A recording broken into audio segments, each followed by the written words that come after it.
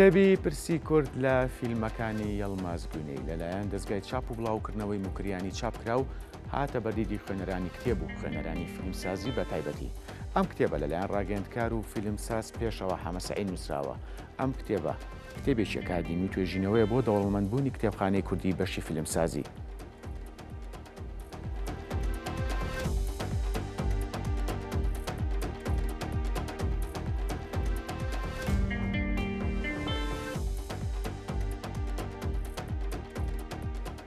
بۆ قسەکردن لەسەر کتێبەکە و ناوەڕۆکی ئەم بەرهەمە لە ستۆدیۆ میوانداری پێشەوە حەمەسەعید نووسەری کتێبەکەمان کردووە. کاک پێشەوە سڵاو لێ بێسوات کاتی خۆت بێمە بەخشی. سڵاو لێ ئێوەش کە میوانداری زۆر سپاس. کاک پێشەوە با سەرەتا لەوە دەست پێ بکەین پرسی کورد لە فیلمەکانی یەڵماز گونەیدا. ئەم ناونیشانە بۆ ئەگەر بۆمان ڕوون بکەیتەوە. ئەم ناونیشانە کە پرسی کورد لە فیلمەکانی یەڵماز گۆنایدا وەکو من ئاماژەم بەوە کرد کە ئەم کتێبم کە هەڵبژێران وەکو تایتڵە یەکەم جار زۆر سێری کتێبەکانی پێش ئەوەی ئەوانی ترم کردووە کە لەسەر یەڵماز گۆنەی کراوەکەوانی بەڕێز مامۆستا هاوار بەدرخان و هەروەها هێشە دڵشادەوانە کە ئەم تایتڵە زۆر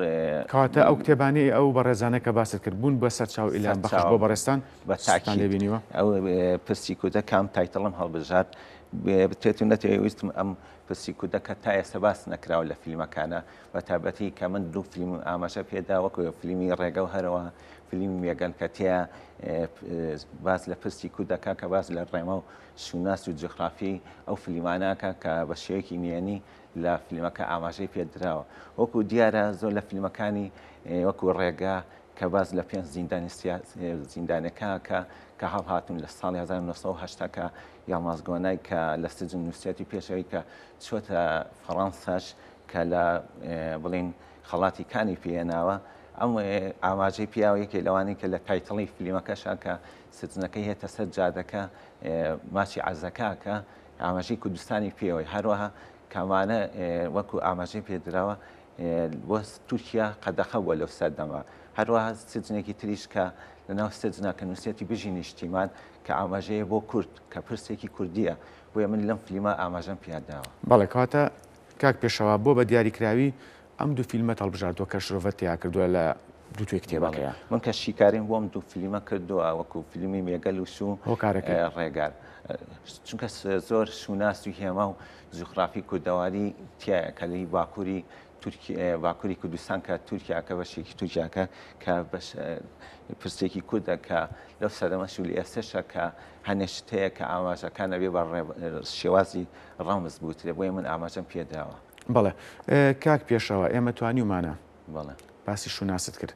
لە ڕێی فیلمەوە لە ڕێی کللتورەوە لە ڕێی ئەدەبەوە چیرۆک ئێش و ئازارەکانمان بگەێنین بە جیهانی دەرەوە کە ئەمە بێتە شوناسی ئێمە. بەڵێ بە تاکید ئێمە ئەگەر سەنجی یەڵماز گۆناکەین لە ڕێگەی فیلمی ڕێگاوە کە توانێتی لە ڕێگەی ڕەمز و هێمە و شوناسەوە هەروە لە ڕێگەی جوغرافیە مەنتیقەیە کە باکووری کوردستانە ئاماژەی بەوە کە زیندانی لەو سەردەمەشە چۆن بووە کە کورد چی بەسەر هاتۆ لە ڕێگەی گەیاندێتیە سینەما جیهانەکان وەکو سینەمایکان کە ئاماژەی پێدا و خەڵاتی پێبردووە. هەروە لە فیلمی مێگەلی شاگەر ئاماژەی پێبین بازی لە کچ و کوڕێکە کەوە ناوی ژڤان و ژڤانەوە کوڕەکە ناوی ژڤەنە باسی کوردەواری و دۆخی و کوردەواری هۆزی و مەنتیقە کوردیانەکە کە تیا ڕووبا و نەگەشتون بە یەک هەمیشە ئاماژە بووە بۆ کورد کە کورد لەو دۆخە ئاماژانە هەمیشە خەدی لێکراوە. بەڵێ کاک پێشەوە ئەم کتێبە تا چەند گرنگە بۆ کتێبخانەی کوردی یاخود خوێندکارانی پەیمانگا و زانکۆ تا چەند نەتوانن وەکو سەرچاوە سوودی لێبینن. ئەم کتێبە خۆم پێشتر توێژینێکی ئەکادیم و کە من بەشی فیلمسازیم تاوا کردووە. باشە ئەم کتێبە بۆ یعنی بۆ خوێندکارەکانی ساڵ بە دوای ساڵە کە ئەتوانن وەکو توێژینەوە بەکاری بێنن و سوودێکیشی لێبێن هەروە بۆ کتێبخانەی کوردیش کە بتێت و نەتوێ ماوەی چەند ساڵێک کە بەشی فیلمسازی کراوەتە ئەم کتێبە بێتەوەی دەوڵەمەندبوونی سەرچاوێکی سینەمایی کە لە کتێبخانەکان وستام کتێبە زۆر بە هەرێمی کوردستانە کە داوەشێکم بەسەر هەموو کتێبخانەکانە بۆیە هەست خوێندکارێکیش بێ دەستی کەوێ یەکسەر لە ڕێگەی کتێبخانەکانەوە دەستی بکەوێت. بەڵێ کاک پێشەوە ئێمە باسی ئەو دوو فیلمەمان کرد کە شرۆڤەت کردو لە کتێبەکە جیاواز لەم دوو فیلمە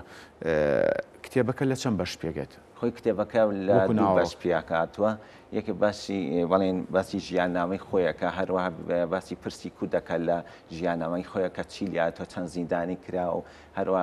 باسی لە ساڵی چەندە وەکو ئەکتەر بەشداری کردو وەکو لە ساڵی 1950 بڵێن 59 وەکو ئەکتەر یەکەم جار بەشداری کردو کە بەشداری نزی وەکو نواندن بەشداری 114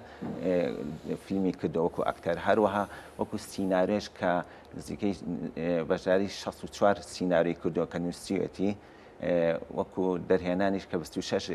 کاری فیلمی دەرهێنانی کردو کە لەم کتێبە ئاماژەم پێداوە. بەڵێ پێشەوە حەمە سەعید سینەماکار و نووسەر سپاس لە ستودیۆ لەگەڵمان بووی خەرمانبەرەکە سەرکەوتوو بن. سپاس بە بەڕێزیش.